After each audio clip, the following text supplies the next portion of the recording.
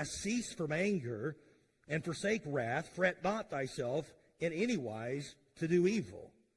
See, trusting and waiting are difficult things to do at times, especially when we feel like we've been slighted. But they are required disciplines if we're ever going to truly find rest in the Lord. Let me say that again. Learning to wait and learning to trust are requirements for us if we're ever really going to find rest in the Lord. It's a matter of trust, and it's a matter of patience. And so he says this, verse 7, rest in the Lord. Now, rest, we all have different mindsets of what rest looks like. And I guess there may be different forms of rest.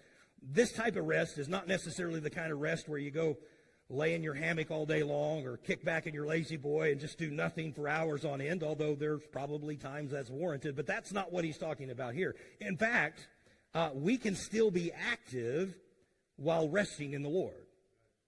Let me explain what I mean by this. You remember in Mark chapter 6, Jesus and his disciples are growing weary from all the ministering. The throngs of people are just coming nonstop. The multitudes are just there all the time.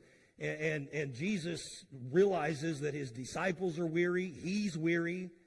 And in Mark chapter 6, verse 31, he says unto them, come ye yourselves apart into a desert place and rest a while. For there were many coming and going, and they had no leisure so much as to eat. They were busy. They didn't have time to stop and take a break to eat because there were so many people that had needs. And so he says, let's go apart and let's go rest.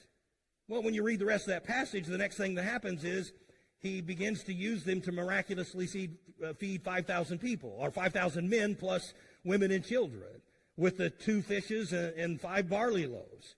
And then, after that takes place, they get in a ship that will inevitably lead them into a deadly storm. And I'm reading that, and I'm thinking, well, wait a minute, none of that seems like rest. That doesn't feel like the vacation that I was anticipating, Jesus. You just took us over here and put us to work. Well, the reality is this.